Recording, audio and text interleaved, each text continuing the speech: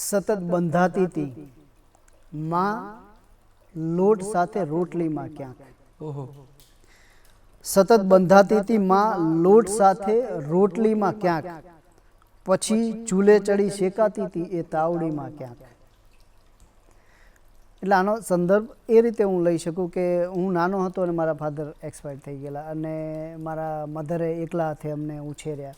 4 બાળકો અને મજૂરી કરી ગુજરાન ચલાવવું અને બાળકો મોટા કરવા એ કેટલું કપરું કામ હોય છે આપણે બધા જાણીએ છીએ. જી.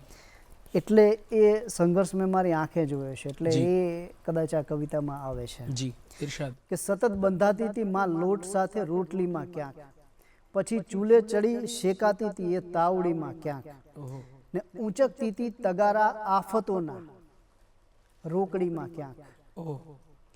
ઊંચકતી હતી તગારા આફતોના રોકડીમાં ક્યાંક, કે જેથી હું મને પામું નિશાળે ચોપડીમાં ક્યાંક. ઓહો. ઊંચકતી હતી તગારા આફતોના રોકડીમાં ક્યાંક, કે જેથી હું મને પામું નિશાળે ચોપડીમાં ક્યાંક. હજી પણ પગ મૂકું છું એ જૂના સ્થાને તો લાગે છે, હજી પણ પગ મૂકું છું એ જૂના સ્થાને તો લાગે છે, કરોડો મહેલ છે 10 બાય 10ની ઓરડીમાં ક્યાંક. વાહ વાહ વાહ. ને કરું છું એટલે ઉપયોગ એનો માત્ર પૂજામાં, કરું છું એટલે ઉપયોગ એનો માત્ર પૂજામાં, સિવાયેલી છે મારી માં સ્વયંમાં ગોદડીમાં ક્યાંક. વાહ.